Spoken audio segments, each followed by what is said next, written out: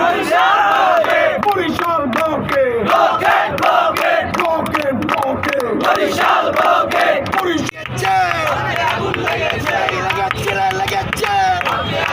দিনের মতো এখন পর্যন্ত উপদেষ্টার কাছ থেকে এমন কোনো আশ্বাস আসেনি, মন্ত্রণালয় থেকে এমন কোনো আশ্বাস আসেনি যে তারা কিভাবে স্বাস্থ্যখাতকে সংস্কার করতে চায়, কিভাবে তারা শেরেবাংলা মেডিকেল কলেজ সহ সারা বাংলাদেশের সরকারি হাসপাতালগুলোকে সংস্কার করতে চায়।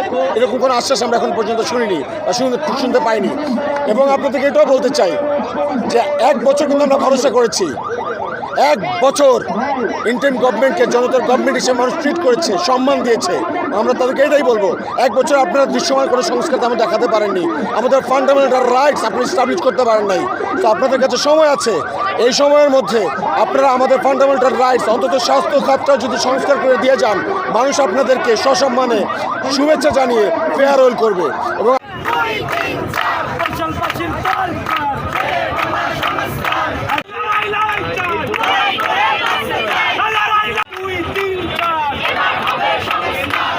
কর্তৃপক্ষ ঘুমন্ত অবস্থায় থাকারই কথা।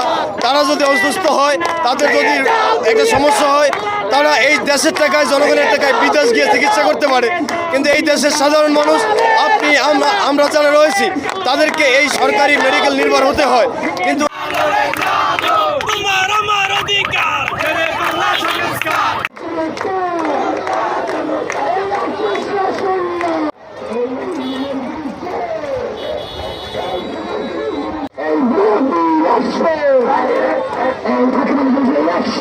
দাবি যতক্ষণ না মানছে ততক্ষণ পর্যন্ত রাস্তা অবরোধ থাকবে।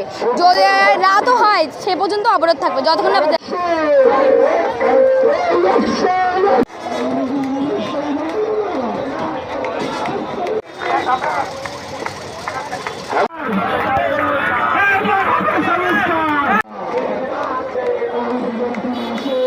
শেরেবাংলার অবস্থা এবং ভোগান্তি সাধারণ মানুষ আর কোনোভাবে নিতে পারছে না। সুস্থ মানুষের মধ্যে ঢুকলে তারা অসুস্থ হয়ে যায়। এই সংস্কারের দাবিতেই বরিশালের সাধারণ শিক্ষার্থীরা রাজপথে নেমেছে।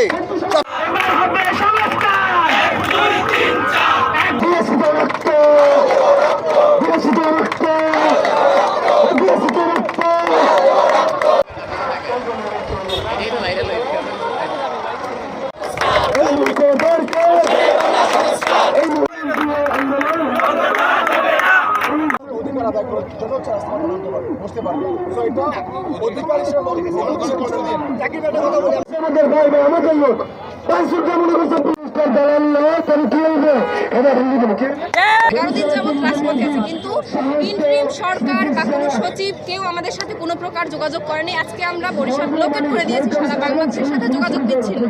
আমাদের দাবি মেনে না নেওয়া রাজপথ ছাড়ছি না।